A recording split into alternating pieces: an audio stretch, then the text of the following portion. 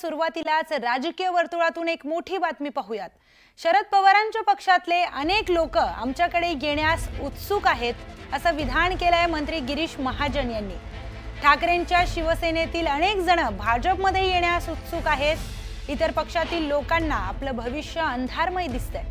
आम्ही शरद पवारांना युतीसाठी आमंत्रण देत नाही, पवारांनी जिथे आहे तिथेच राहावं आणि लढावं असं मोठं विधान गिरीश महाजन यांनी केलंय।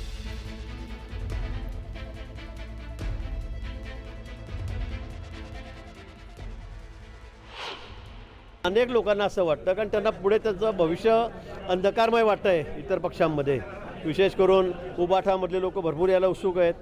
शरद पवार साहेबांकडचे अनेक लोक आमच्याकडे यायला उत्सुक आहेत कारण त्यांना पुढे भविष्य त्यांचं दिसत नाही आहे। आज मोदीजींच्या नेतृत्वाखाली देश ज्या गतीने पुढे जातो आहे, ज्याची घोडदौड विकासाची चाललेली आहे, देवेंद्रजी या ठिकाणी राज्यामध्ये मुख्यमंत्री आहेत, जी कामाची पद्धत त्यांची, कामाचा आवाका याकडे बघून सगळ्यांना असं वाटतं की आता आपलं पुढे भविष्य अंधकारमय आहे आणि म्हणून त्यांना भारतीय जनता पक्षामध्ये यावंसं वाटतंय।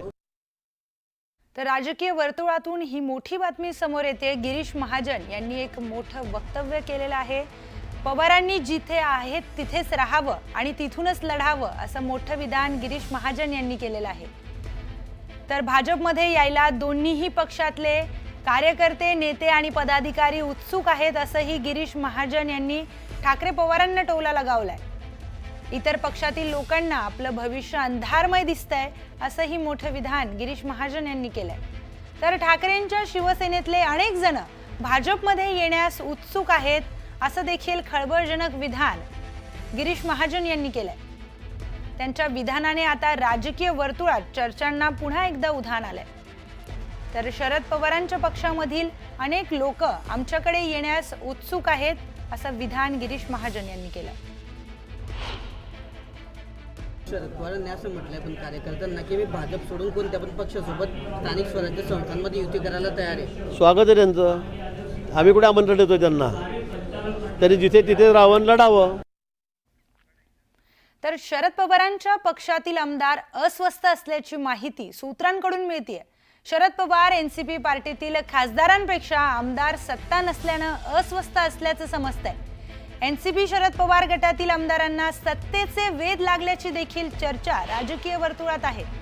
एनसीपी शरद पवार गटातील आमदार अस्वस्थ असून विरोधी पक्षात राहून मतदारसंघातील कामे होत नसल्यानं हे आमदार अस्वस्थ असल्याची माहिती समोर येते।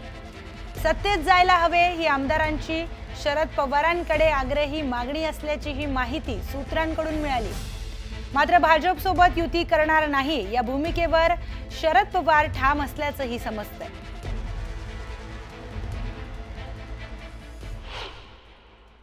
मला असं काय दिसलेलं नाहीये। आमच्या वर्धापन दिन साजरा झालेला आहे नुकत्याच आणि त्याच्यामध्ये मला अतिउत्साह दिसला। सगळ्यांनी कमिटमेंट केलेलं आहे की आम्ही साहेबांच्या सोबत आहोत।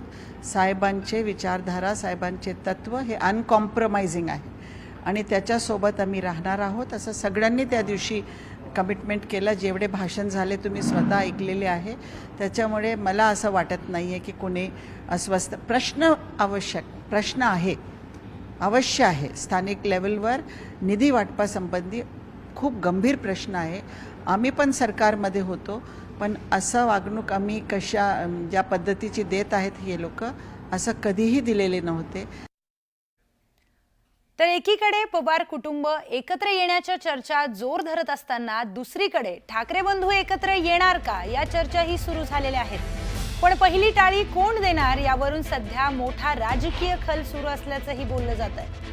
अशातच मनसे नेते संदीप देशपांडेंनी भास्कर जाधवांना उत्तर दिलंय। 2014-2017ला आमच्याकडून प्रस्ताव देण्यात आला होता, त्यामुळे 2025 मध्ये आमच्याकडून प्रस्ताव दिला जाणार नाही असं वक्तव्य संदीप देशपांडेंनी केलंय।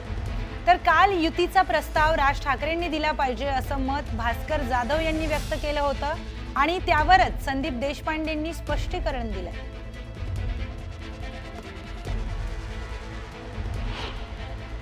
पहिला प्रस्ताव हा राजसाहेबांनी मांडलेला आहे आणि राजसाहेबांनी मांडल्यामुळे राजसाहेबांचं महाराष्ट्राच्या हितापेक्षा आमची भांडणं छोटी आहे असं राजसाहेब म्हणाले।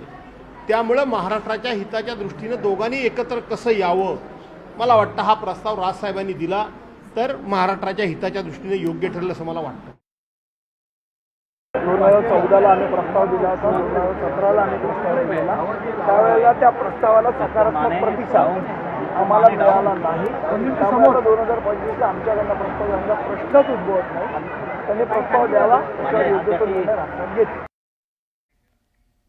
तर आज मनसे पक्षप्रमुख राज ठाकरे यांचा वाढदिवस आणि वाढदिवसाच्या निमित्तानं एक कार्यक्रम आयोजित करण्यात आला होता. त्या कार्यक्रमाला उद्धव बाळासाहेब ठाकरे पक्षाच्या नेत्या आणि मुंबईच्या माजी महापौर किशोरी पेडणेकर यांनी उपस्थिती लावली. त्यामुळे ठाकरे बंधूंच्या युतीच्या चर्चांना पुन्हा बळ मिळालंय. तर आमच्या पदाधिकाऱ्यांमध्ये कुठलेही मतभेद नसल्याचं वक्तव्य किशोरी पेडणेकरांनी केलं. राजसाहेबांनी पण काही गोष्टी मांडल्या आहेत महाराष्ट्राच्या हिताच्या, मुंबईच्या मराठी हिताच्या. त्यामुळे आम्ही आशादायी आहोत. जसं संदीपने सांगितलं की आम्ही जरी प्रवक्ते नेते असलो तरी अंतिम निर्णय दोन्ही भाऊ आणि दोन्ही पक्षप्रमुख घेतील.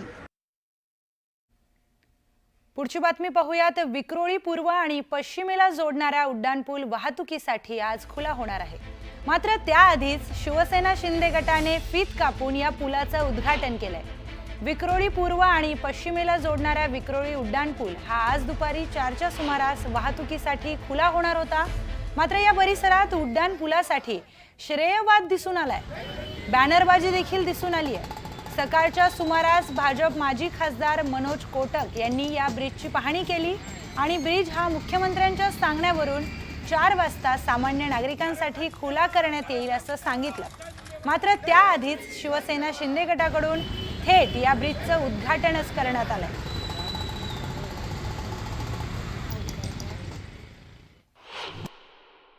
देवेंद्रजी असतील, मोदीजी असतील, ह्यांनी जनतेच्या सुविधेसाठी प्रकल्पांना मंजुरी देऊन गतिमान कसं करायचं, म्हणजे आपण बघितलं असेल की ह्या ब्रिजच्या कामामध्ये खूप काही कठीणाई होती. त्याच्यामध्ये जे काही प्रॉब्लेम्स होते, हे सरकार जर लोकाभिमुख असेल तर त्या पद्धतीचे निर्णय होतात. ह्याच्यामध्ये खूप काही प्लॉट्सचे ॲक्विजिशन, काही स्ट्रक्चर्सला काढणं, ह्या सगळ्या गोष्टीचा अवलंब त्यावेळेसच्या सरकारकडे पाठपुरावा करून करण्यात आला आणि निश्चित जनतेला दिलासा मिळणार आहे, त्याचा आनंद आहे. बॅनर लावणाऱ्यांनी तो आनंद घ्यावा.